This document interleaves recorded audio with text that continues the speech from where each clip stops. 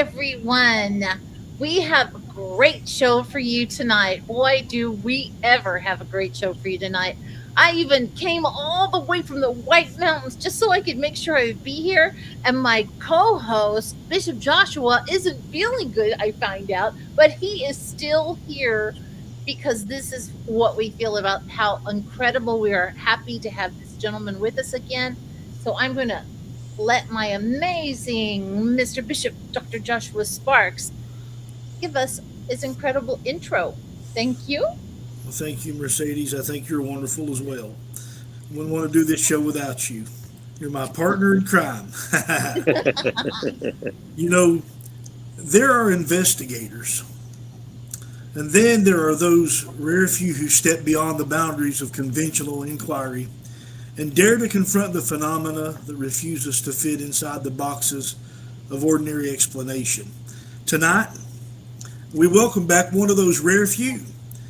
John S. Carpenter has spent decades studying human testimony, psychological patterns, and anomalous encounters with a precision that few in the field can match. He's not merely a collector of stories, he is a decoder of patterns, a translator of human experience, and a man who has walked directly into the crossroads where psychology, spirituality, and the unexplained collide.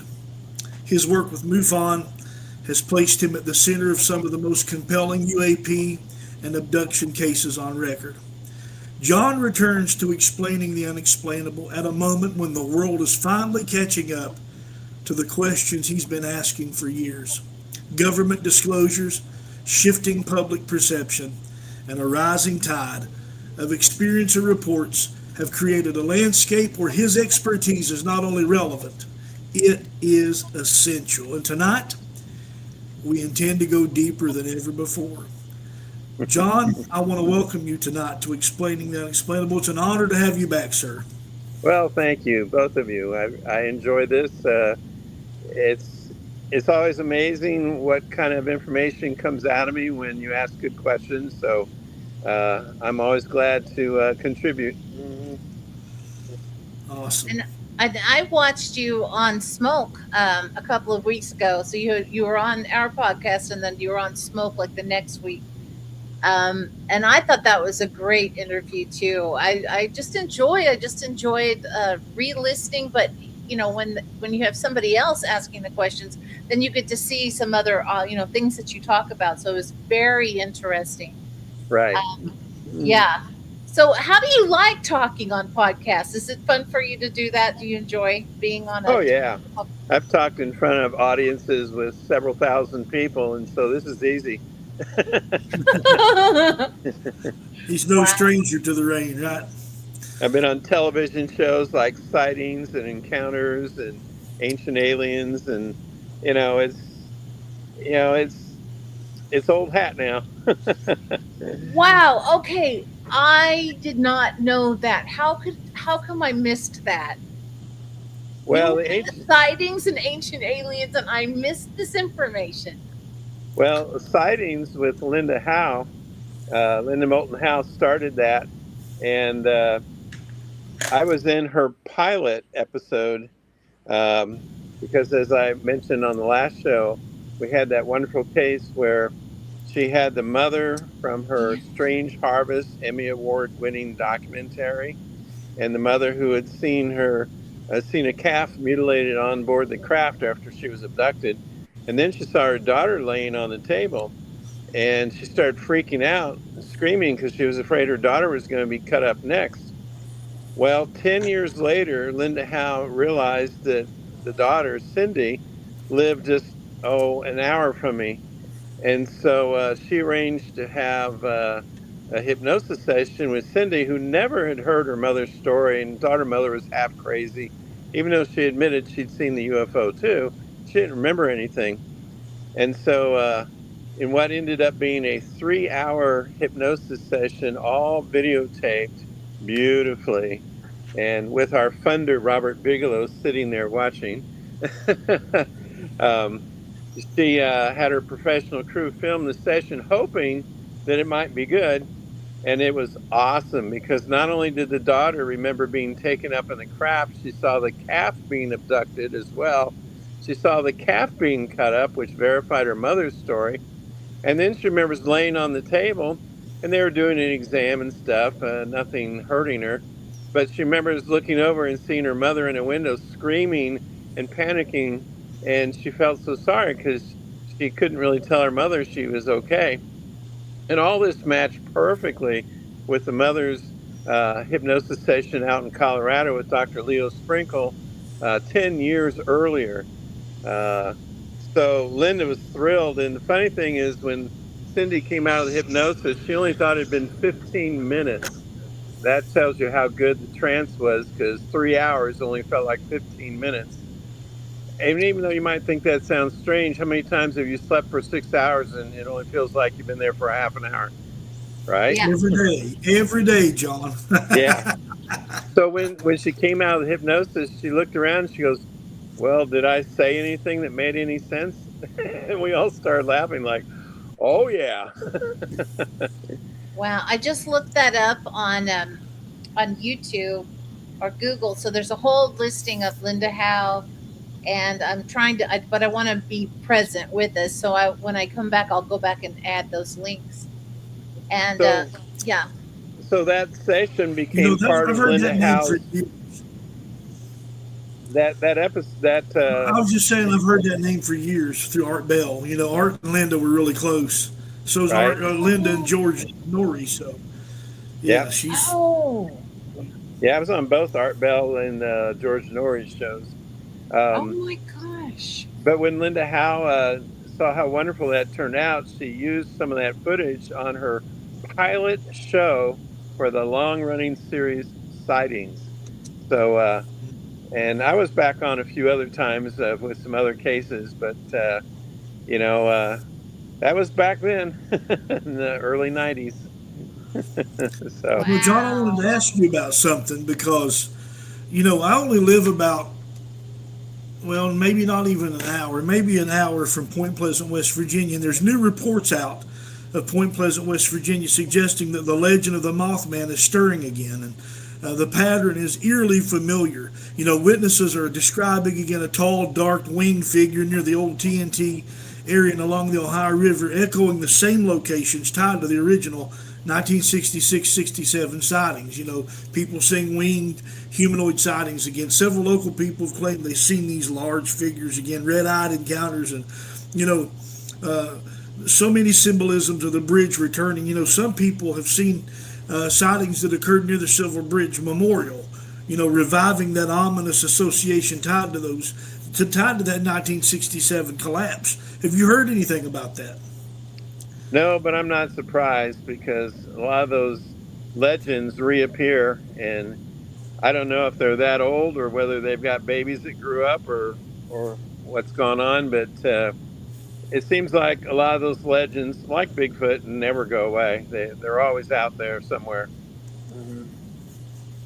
And what about I think one of the subjects we were going to talk about was miracles, and I thought that might be kind of a great subject. You've written books about this, and it's so positive. Why don't you Hmm. talk about that? Well, I'll give you an example because what I like to do is have science, what science has found out about so called miracles. A very common one, which has happened about 300 times, which most people have never heard of, is by the way, what's that sound? Sounds like a rushing waterfall. Well, it could be my fish tank or my fan. I'll turn it off. I won't turn my fish tank off, but does that sound better? Yes, Okay. yes. It was just my AC. Oh, you can sweat. Yeah, I'll just sweat. um, so let me see, where was I? I'm trying to think. Um, The miracles.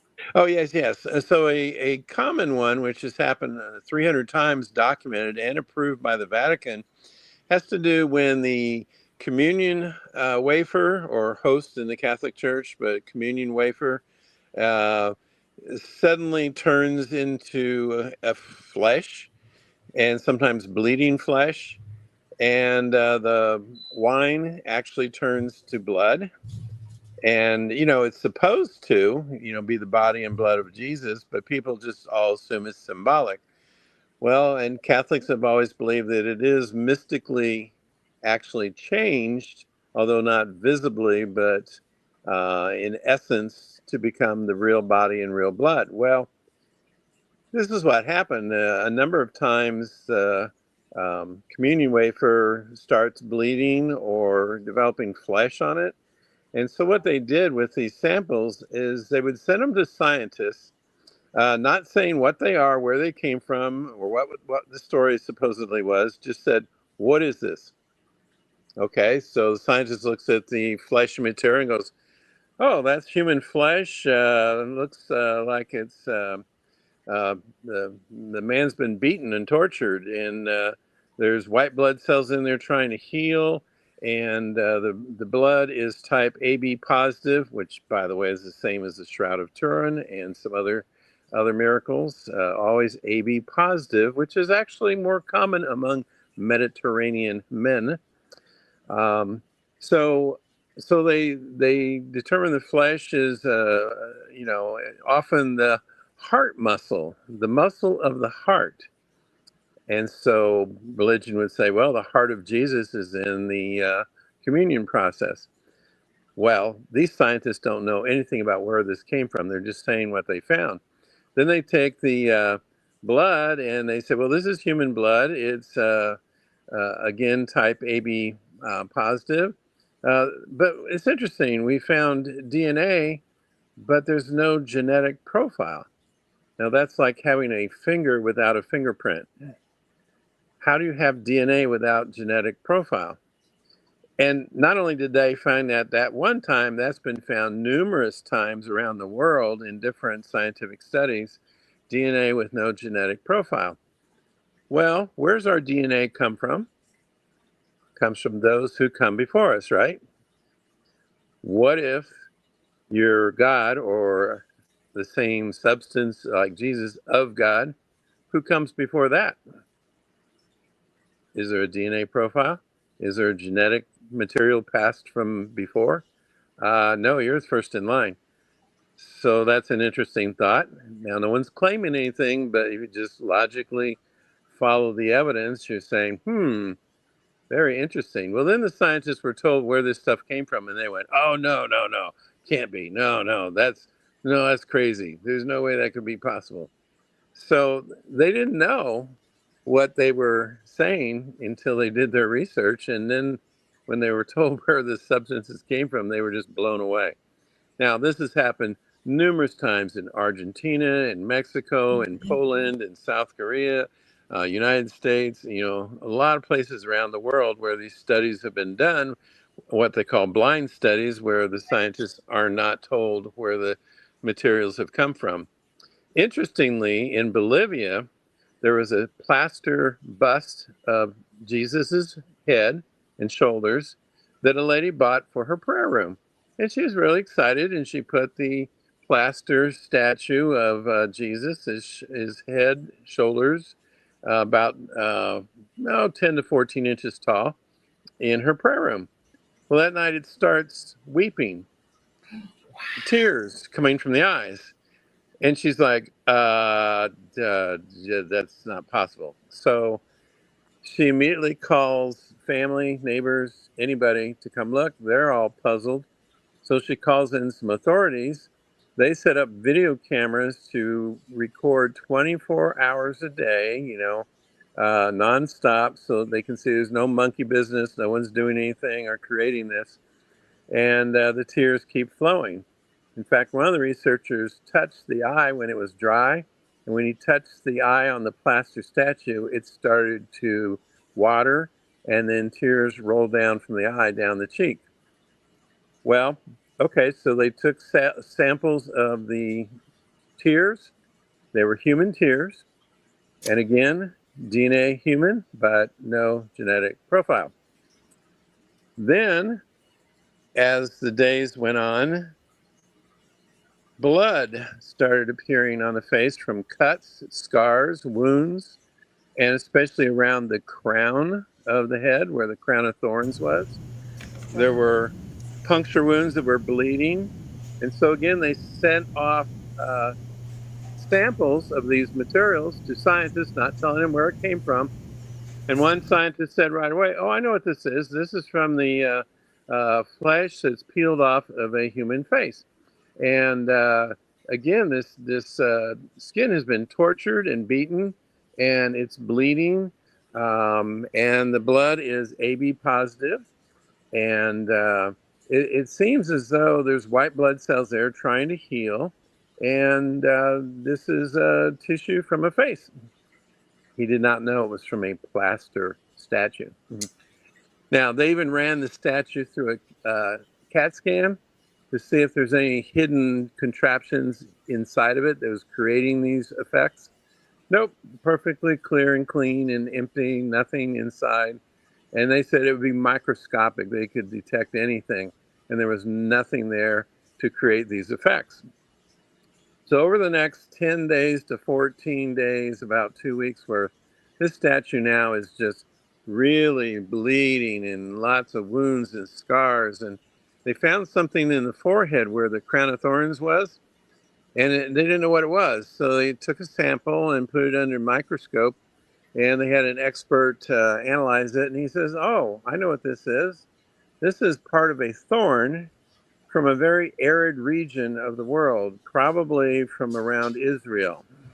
Wow. And okay, this is Bolivia, South America, remember? And here's Wow.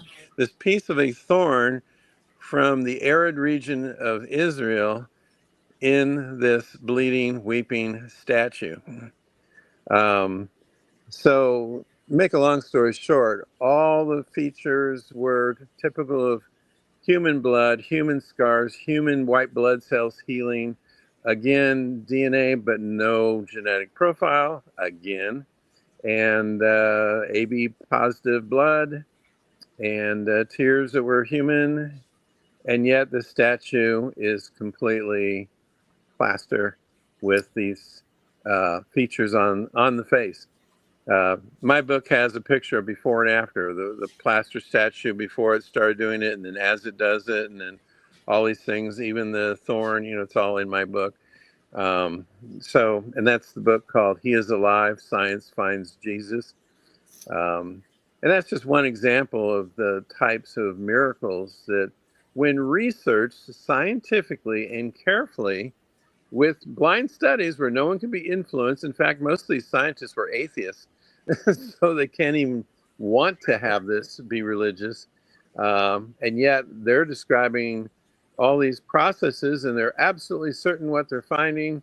If it's from the body, it's heart tissue. If it's off the face, it's got all the features from a face, facial tissue. And how do you get that off of a plaster statue? It's just, it's not possible, and yet it happened. And so it makes people think, like, whoa, maybe religion's got something to it. Maybe there is a Jesus. Maybe he's still alive. Maybe this process is really happening. There was a young lady from South Korea. Her name is Julia Kim. And on 13 occasions, from about the mid 80s up to the early 2000s, she had a communion host or wafer in her mouth, and it would turn to flesh and blood in her mouth, on her tongue. And they have many pictures, and I have at least 4 or 5 of these in my book that shows that on her tongue. Now you might think, oh, she just bit her tongue and made it bleed and made the thing bloody. No, the blood type of the her blood type was O negative, and the blood type of the bleeding wafer was AB positive. On 13 different occasions, and one of them was right in front of Pope John Paul II at his private Vatican Mass, because he invited her because he'd heard that she'd been having these experiences, and right in front of him it happened, and he saw it firsthand. the host or the wafer turned to flesh and blood on her tongue. Oh my God. And again, when they study it, it has all those characteristics that I've already described. Um, and the funny thing is, the DNA matched all 13 times. Not hers, but a man's DNA. Now, how does that same man get inside her mouth for 13 times over 16 years? You know? Well, that's Wow. indicative of living biological activity. That's evidence that proves that to be true. And Wow. that happens in many different religions, not just Christianity. You've got the Hindu Mortise phenomena in India, where certain sacred statues have been reported to exude milk and honey and blood like red fluid and tears. And Right? in 1995, you remember reading about the milk miracle. The statues of Ganesha and Shiva absorbed milk offered to them, and some temples reported reddish fluid emerging from the eyes of certain deities. And even Buddhist relics in Tibet, Thai traditions, crystalline tears, pearl-like biological material called ring cell. You have statues in Japan that sweat, that cry, that emit salt water. Indigenous sacred objects that bleed animal-like fluid, that produce sap resembling blood, or that cry resin or oil. Um, Eastern Orthodox icons. The Eastern Orthodox Church is very closely related to the Roman Catholic Church, and you know, though religious in origin, the metaphysical interpretation is universal. Those icons have been documented to weep oil and water and blood-like fluid. So I think it's powerful what you're talking about. That bust producing AB positive blood with white blood cells. I mean, the white blood cells indicative of there being a healing process, and that's really rare. And that, like you were talking, that shows active biological presence, living cellular material, and a dynamic energy field interacting with matter. So these are living metaphysical manifestations, and it's very powerful, and you can't deny it. I mean, No. science backs it. I mean, it was proven to be real blood, real skin, real DNA. I mean, that's powerful, John. Well, and the scientists, uh, can you hear me? Okay. Absolutely. The scientists were so blown away. I mean, here they were so happy to have their findings and report their reports, and then when they find out where it came from, they're just like, they're just shook. They just couldn't understand how that's even possible. But they had just proved the miracle scientifically, and they were just blown away. They did not expect to hear those results. Um, but I'm glad you chimed in about all those other things. There have been so many bleeding statues, weeping statues, and there was one in northern Spain at Olympias. Um, over 3 years, I think it's about 1919 to 1921, I believe. As many as 100,000 people visited this Catholic chapel because the crucifix, which is about, probably 6 feet tall on the back wall of behind the altar, was seen to be moving. In other words, the head would turn, the eyes would open. Um, um, Sometimes it'd be sweating, sometimes it would drip blood. Even a priest got on a ladder and got up there and got some of the sweaty, bloody material. And again, of course, it comes out human and all that. But everybody was able to see something. And it's interesting because they had their own experiences. It was like he was reaching out to each person in a spiritual way. Some would have a very deep, meaningful connection based on probably their faith. An atheist laughed and said, "There's no such thing going on in that church." Well, he went in there and sat down. He saw Jesus get off the cross and come right at him, and he fainted, and they had to carry him out because he was so stunned by what he saw. Um, but Wow. the fact that 100,000 people over 3 years saw the Olympia statue move, um, turn its head. I mean, people even moved around the church seeing if they get a different angle, if it was a light effect or angle. In fact, one father was trying to trick his kids and say, "Look, kids, it's moving. They look up there and they say, well, no, it's not. It's not moving right now. And then 5 minutes later, when it did move, they go, now, Dad, it's moving. Look. Don't they have video of that, John? I think there's been videos of that as well.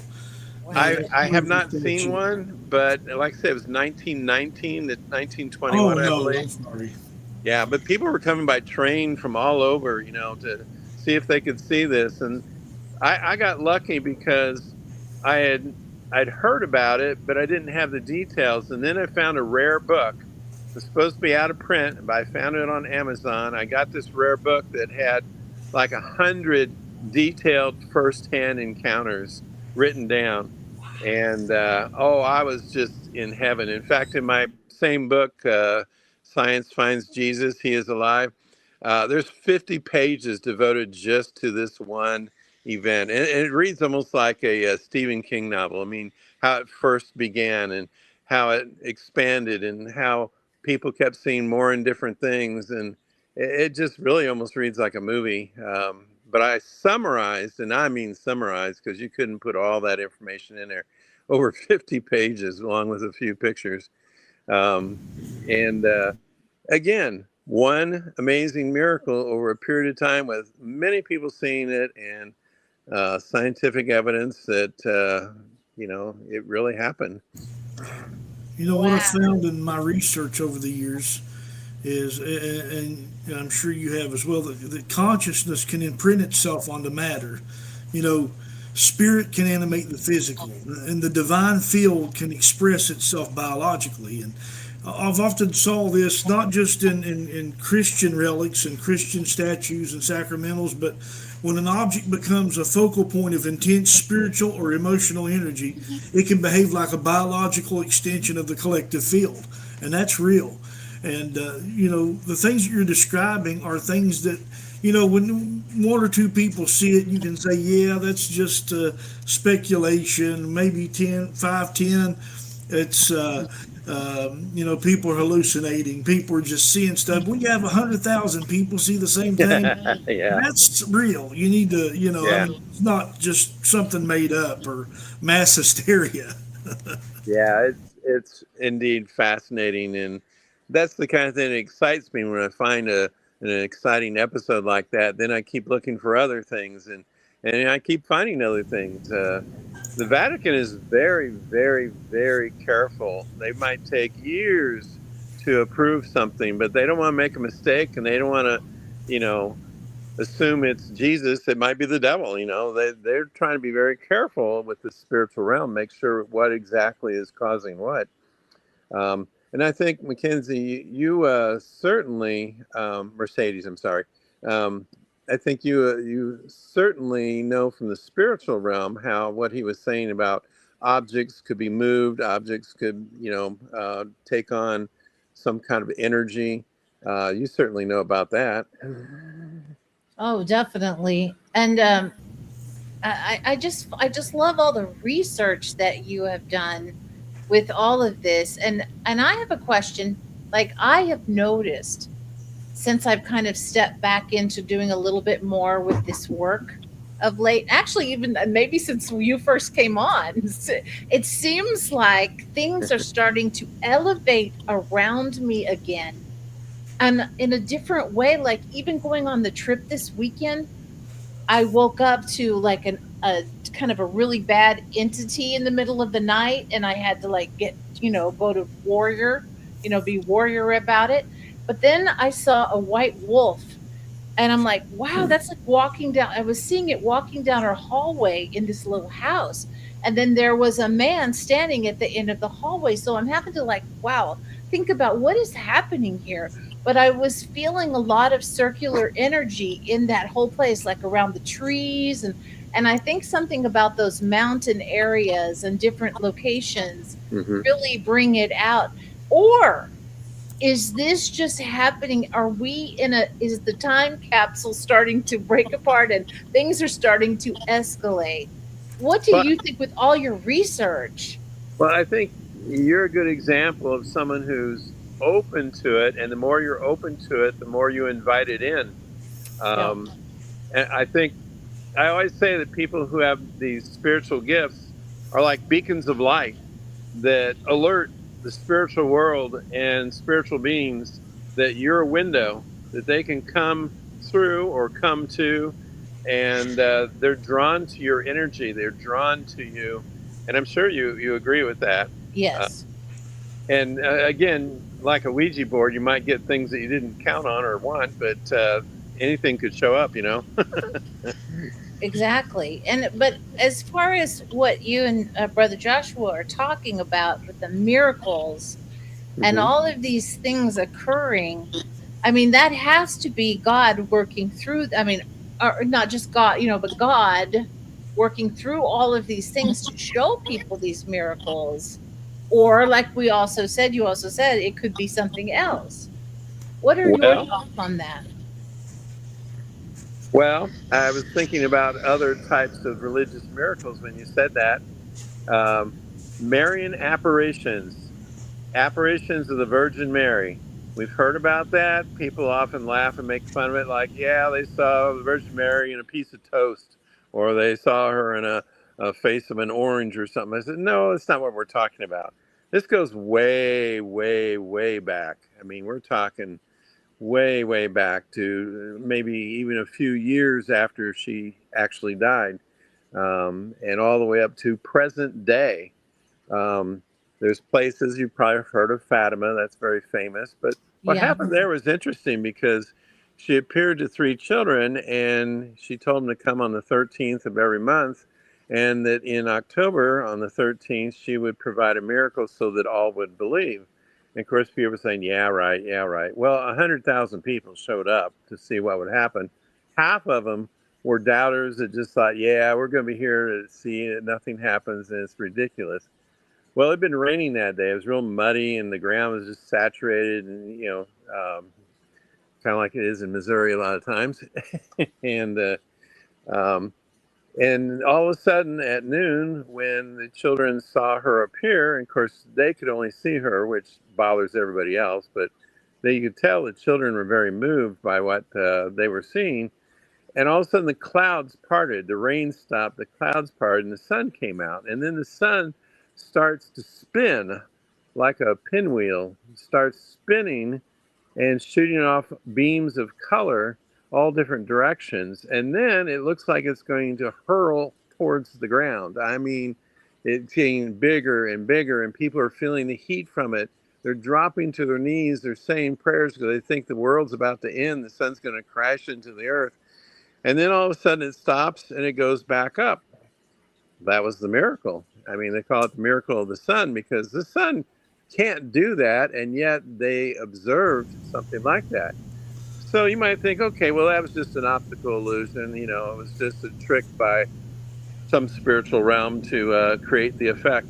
However, all that rainy ground, that mud, everything dried up within 15 minutes. All people's clothes, which were drenched from pouring rain, were suddenly all dry from the heat from the sun because it had gotten that close.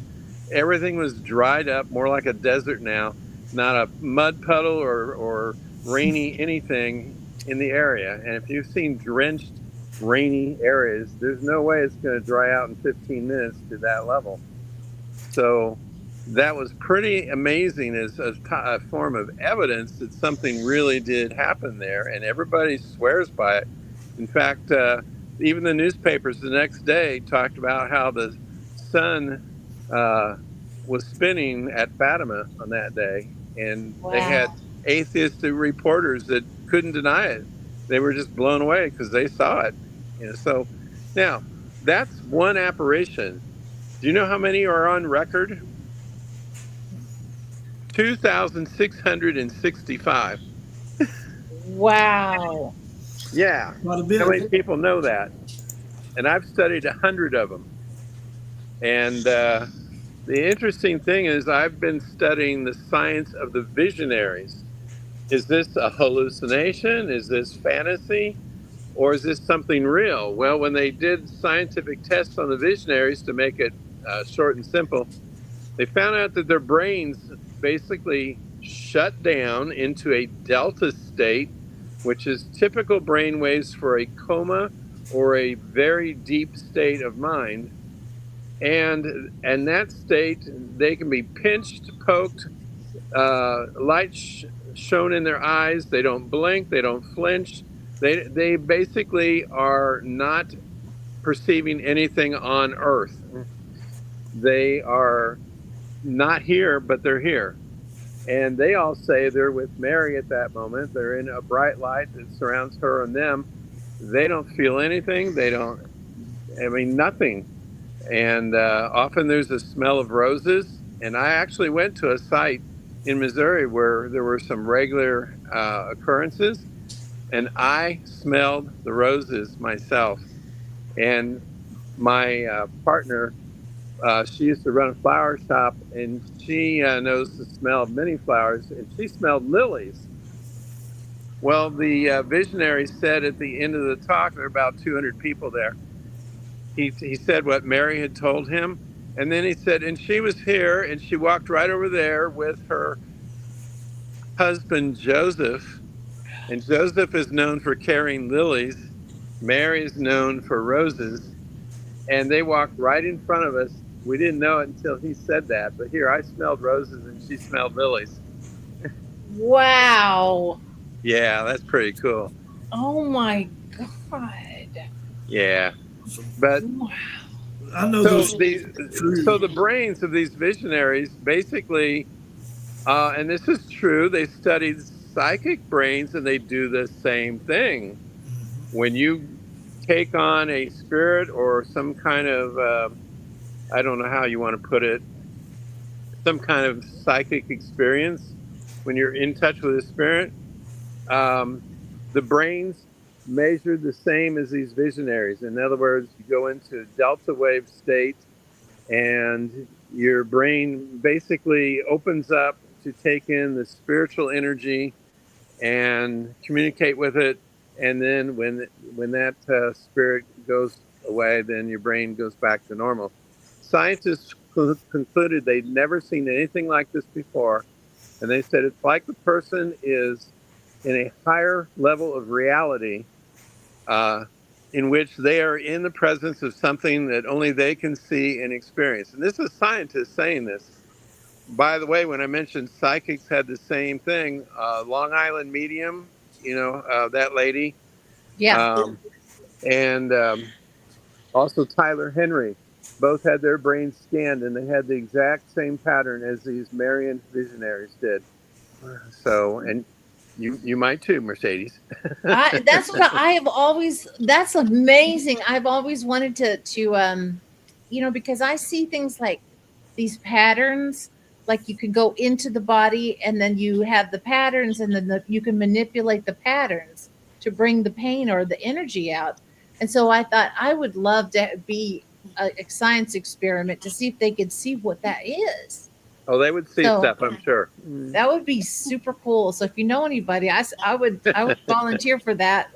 And I'm not the only one. I know you have seen things, and Bishop Joshua has seen incredible things too. I want to have him on the Seers, and I want also to somehow figure out a way to get you on the Seers. So, Mhm. John, so we can make a special time for you to come on.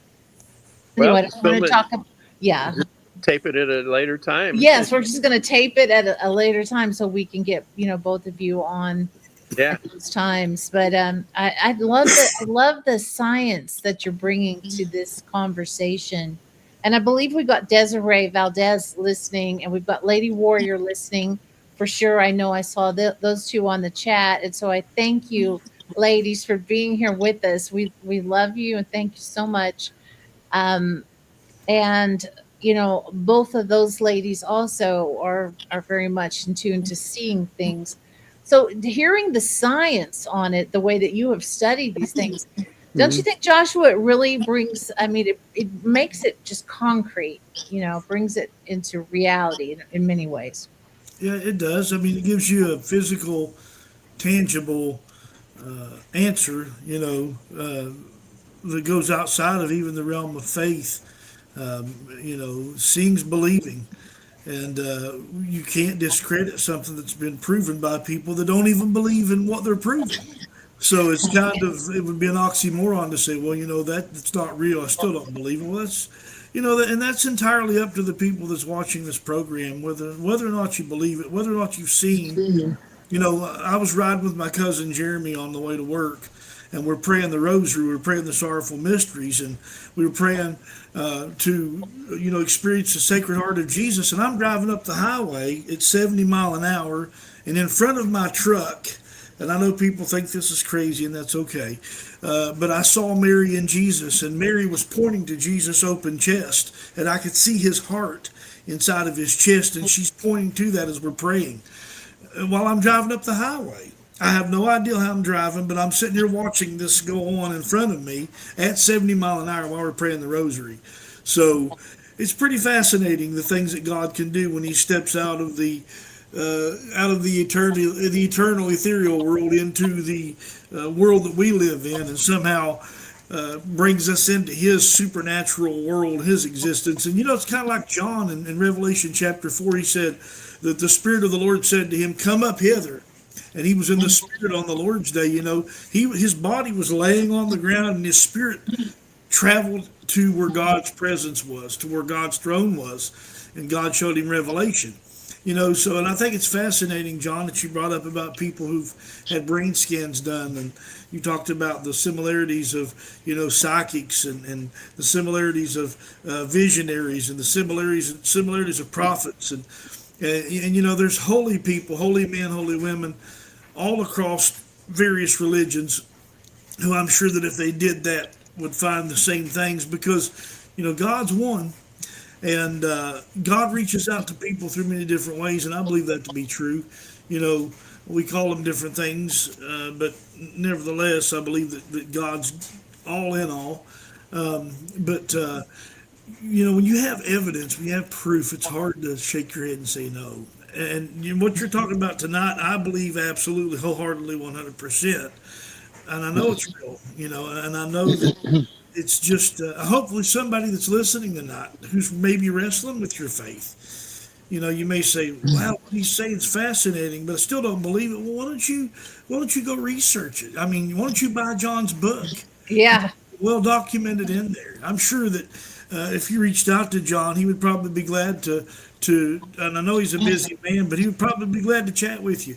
He's a very wonderful man, very personal man, and very, very not just educated, but very involved, very invested in what he does. And I think that's why he is so interesting, and so easy to interview, because I could just sit here and just say, "Go ahead, John. I want to hear what you got to say," and just listen all night long. We can go for hours. I love that. Yeah. Well, and it excites me, and so I figure I couldn't say all these things, so I had to write it down, and that's why I did 5 books in 9 years, uh, because there was so much that I was finding. And when I go to fellow Catholics and say, "Hey, you know about this?" They go, "Huh?" And I go, "Okay, yeah." I think because I just became Catholic in 2010, and all these lifers that are there, they hadn't read all this stuff, they hadn't researched all this stuff, and it's right there. And so I was the one digging and finding and presenting it to them, and they were just blown away, and they were loving it. But if you don't look, you don't find. And I love the treasure hunt, you might say, looking for good quality science and miracles. And I want to tell you a few others here real quick. They have to do with animals reacting. Um, for example, this woman was having a troubled marriage, and some mystic told her, or witch, I don't know what it was, told her, "Oh, get a communion wafer or a communion host, and take it home and grind it up and put it in your husband's food, and that'll make him a better man, and you'll have a happier marriage." Okay, so she holds on to her communion wafer, brings it home. She starts to grind it up, and she wants to heat it up to make it maybe easier to grind up. And all of a sudden, it starts turning to flesh and bleeding, and she's freaking out, like, "Oh my God, what's happening here?" And so she's so embarrassed that she puts it in a white linen cloth, folds it up, takes it outside, and puts it in a compost pile next to the barn. That's really special. Um, So a pile of garbage. She hides it in there and thinks, okay, she's hidden the evidence of her crime. Now she can forget about it. Well, the husband brings the animals home from the pasture and he's going to put them in the barn. All of a sudden, each animal stops, turns to the compost pile, kneels down, bows its head, and then goes in the barn. Each animal did that, not just on this one occasion, but every occasion for the next 7 years. And Wow. the husband said, "What kind of witchcraft did you pull, lady? What's going on here?" And finally, after 7 years, she broke down and told the priest at her church what she'd done. He came out. They retrieved the linen cloth from the compost pile 7 years later. It's Wow. pristine. It's perfect. It's pristine. And once they removed it, the animals stopped bowing every time they went by it. They stopped bowing. But how did the animals, they couldn't see it, but they could feel his presence. They knew he was there and they felt his presence and bowed to him as they passed into the barn. Now, if you think that story is interesting, Pope, Wow. Pope John Paul II was visiting Boston and he was going to stop at a seminary and visit all the seminarians. But he wanted to go say his respects to Jesus in the tabernacle. That's the box up near the altar where Jesus, the wafers and materials from the Mass communion are saved and kept. And so you could say Jesus lives in that tabernacle or that box. Um, and so, but they have to send the security detail in because he just impulsively wants to go see Jesus in the church, and so they have to stop him and say, "Wait a minute, we got to run our security check." And so they took their dogs, their security dogs, in, and they scanned the classrooms and the hallways and the church pews and everywhere, looking for anyone who might be hiding or whatever. And all of a sudden, the dogs get to the tabernacle where all the materials of Jesus are saved, and they stop. And all the dogs surround the tabernacle. They point, like pointer dogs. They point at the tabernacle, and these are dogs that can find like people buried in earthquake rubble. They know when they can sense a living presence, and they all felt there was a living presence in that box where the materials of Jesus were kept. So there again, animals felt the presence of Jesus in the tabernacle, surrounded it, and pointed as if we found it. There's someone hiding in there. Wow. And I Which got one book? more. Yes, Oh, yes. it's all in that same book. All of It's this. all in the same book. Oh my God, I'm buying that Oh book yeah. tonight. I've got I can't. Strata Turin, Veil of Veronica, Eucharistic Miracles, Bleeding Hosts, Bleeding Statues, Weeping Statues, Moving Statues, Stigmata, Messages, all that in the same book. Yeah, it's all in there. But here's one more story, real quick. This priest was carrying a little container of communion wafers to bring to the sick and the needy, and he was crossing a stream on his um, donkey, and the waters were really rushing that day, and it swept him off the donkey. He lost the container of the communion wafers. There were three of them in it, and it opened up, and they disappeared down the river. And he was just, oh my gosh, he just lost Jesus in the river, and he was so upset. So he almost drowns himself. He gets to back to where he came from there, and three fishermen down the way say, "Hey, hey, you need to come see this." And so he goes to where the fishermen are, and they're pointing, and three fish are holding their heads out of water. Each one has a communion wafer in its mouth, and they're wagging their tails, kind of like a dolphin does, when it stands up like that.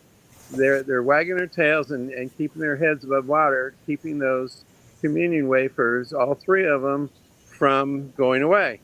He had time to go back to the church several blocks away, get a container, and come back, and the fish are waiting for him. And all the fishermen, now a crowd of like 30 people, are watching. So they can't believe this. And as he held out the container, each fish deposited a communion wafer into his container and then swam off. Wow. And now they have a huge statue in front of this church, along with testimonies from the people who witnessed it. A huge statue of this fish holding a communion wafer up high in the air. And, this is just one of many stories. I said there are like 300 of these. Oh But my gosh. yeah, it's Wow. just, how do you get fish to do that? How do you get dogs to surround the tabernacle? How do you get, um, you know, um, cows and mules to bow to a pile of garbage? I mean, so, but these things have happened. They're real. Yes, they are. Wow, that is so amazing. That's why when we invite everybody to come partake of the body and blood of Christ, we put the host in their mouth. We don't let them put it in their hand. We don't let them take it because of instances like that. Yeah. We're told you cannot put it in their hand, Yeah. regardless. If they take it, put it in their hand, and they walk away without putting it in their mouth, then you stop them. You do not let them leave your presence until you see them consume the host. Right. I didn't know that. The Wow. Apostle Paul in 1 Corinthians chapter 11 writes about people that didn't discern the Lord's body dying because of it.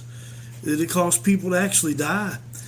They were coming in and eating the communion wafers instead of eating at home, and they were drinking the communion wine. And Paul said that's why a lot of you are sick and a lot of you are dead, because you don't know how to differentiate between the holy and the unholy. Us being unholy, and Christ's body and blood being the most holy thing on the earth. So, it's very, very important that we take that very seriously. And these are just powerful. What you're doing, John, tonight is you're just reinforcing our faith. You're helping us to build stronger foundation underneath what we already believe. And I think, I didn't expect the conversation to go this way tonight, but God's in control of everything, and somebody needed to hear this tonight. Yeah. Well, Somebody needed to hear it. So whether it's aliens invading and abducting people, or spiritual realms contacting us, or religious miracles proving that God is out there and Jesus is alive and the Virgin Mary is visiting us, people are like, boy, he is really nuts. But I mean, but the fact is these are real things that have been happening, and Right. all of these stories you have. I mean, you have researched them, you found the evidence, and it's like you said. I mean, they all the people they put a statue there to show how to to in honor of all the real people that saw the fish. Yeah. I mean, Oh, you yeah. can't. Yeah, that's amazing. I know one time a lady when I was working at Medicine Wheel, real sweet lady, she came in and she told me about how she's got a little vial, a container of this special oil that was coming Mhm. from somebody. It was coming out of a Bible, and this Bible, I can't remember what area it was, but I researched it right away, and sure enough, the one day it was just a simple Bible, and it started having this special holy oil coming out, and they had it scientifically tested. It was not showing where it was coming from, so that went on for a long time. She even gave me a container, so I have it for my clients, and I put the oil on them. But Nice. kind of lost track of her, but I should find out more about it. But that's what was happening. The oil was pouring out of this Bible.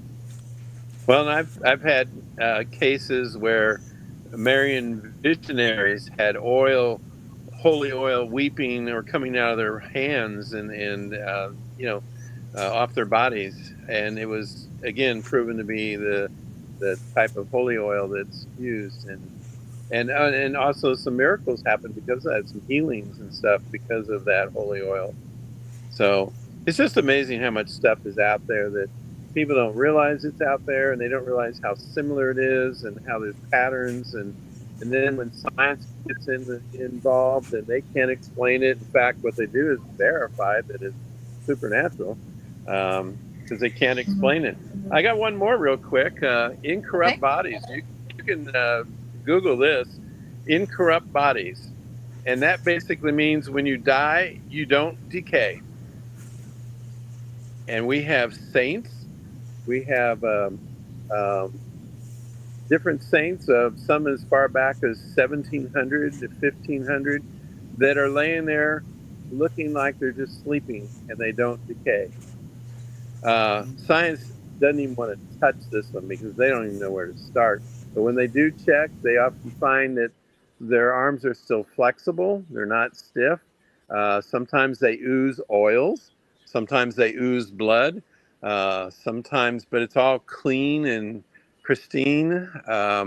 And I'm sure, Bishop, you've heard of these incorrupt bodies. Um, Absolutely. yeah, it's a fascinating thing, and it's and even you can. They had one in Missouri here not too long ago. A nun that had died, and her body was incorrupt, and a lot of people were going to see it because it's just a miracle.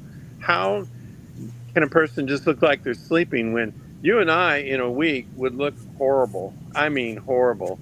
And some of these people are 300 and 400 years old, and and they look like they just went to sleep.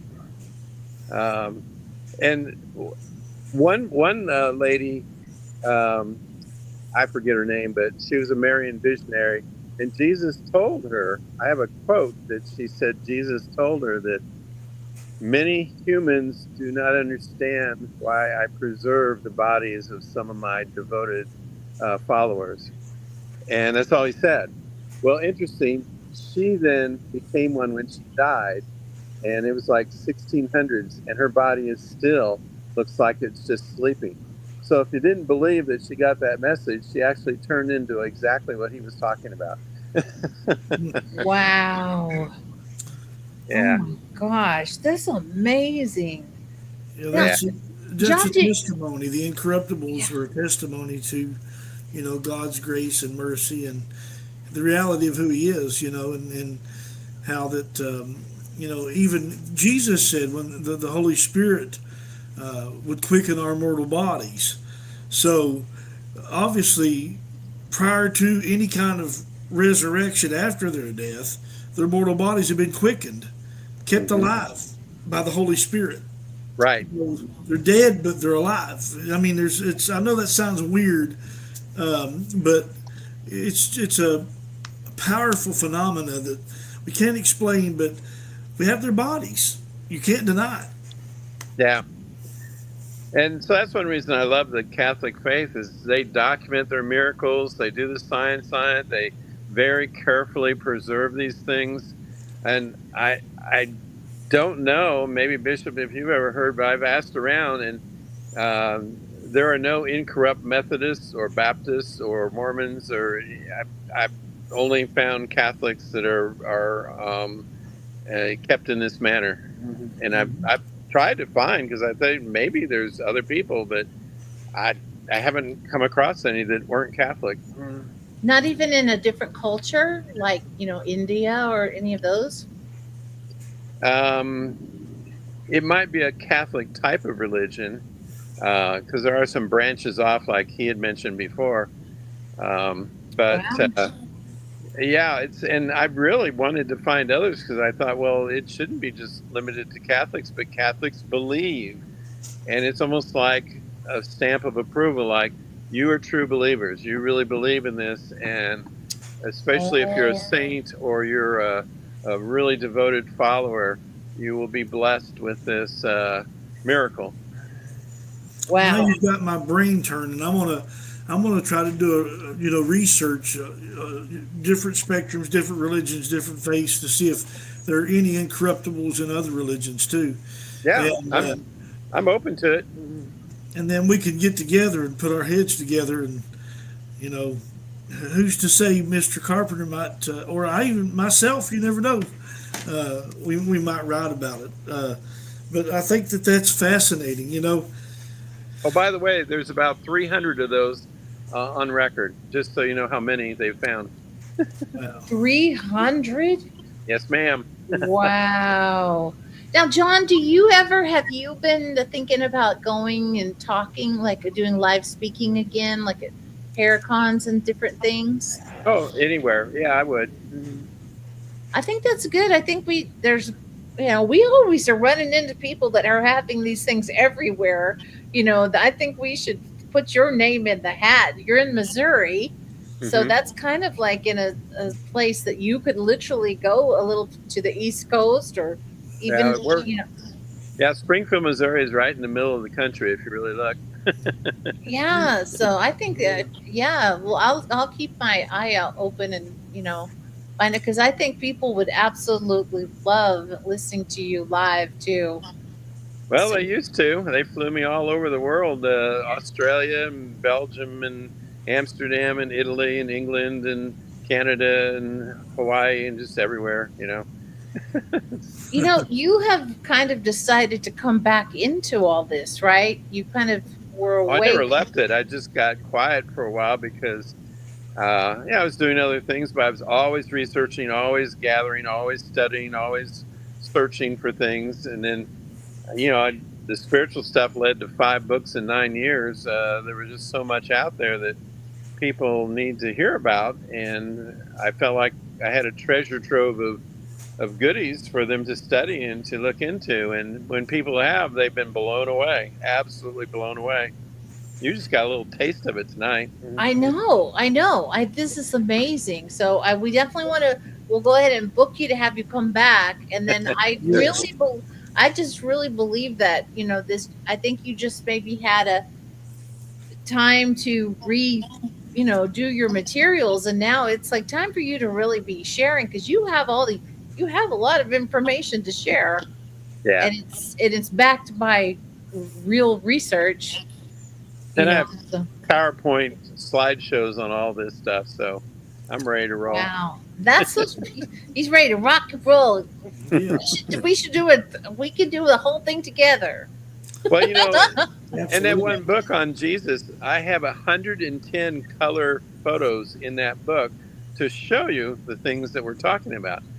I believe in visuals and people seeing it, not just reading about it. So there's Yeah. 110 color pictures just in Wow. that book alone. That's special. That's very special, because I did not do my color pictures, and I now I want to go back and redo my book, because I think that I had all the colored pictures, but I didn't do them. I thought it's much more Uh, powerful with the colored. Yeah, so I'm going to redo my one book for sure. You inspired me now even more to redo it. Thank you.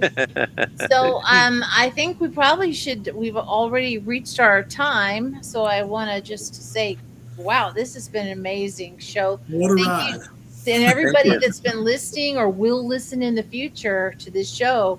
Go and look him up and buy these books. I'm going to order mine tonight. I'm going to order that. I didn't order them yet, so I'll order it. Okay, I will order it. Well, there's plenty there to blow you away, that's for sure. That's so awesome. Do you have anything else you want to say, Joshua and John, before No. we end? I, I just believe humanity's ready for full truth. People are hungry for truth. And, Jesus said, if you ask, you'll receive. If you seek, you'll find. And you knock, and it'll be opened. So I Yeah. encourage you that are listening with faith, sincere faith, knock, ask, seek. Yes. Like what Art Bell used to say, be careful what you pray for because you might get it. Yeah. God And rest John, his soul. is there anything you'd like to say, John, to the audience? The truth is out there, and if you don't go looking for it, you're not going to find it. So I did, and I found more than I could even imagine, and I blew everyone away that didn't know about those things. But it's science, it's fact, it's carefully investigated.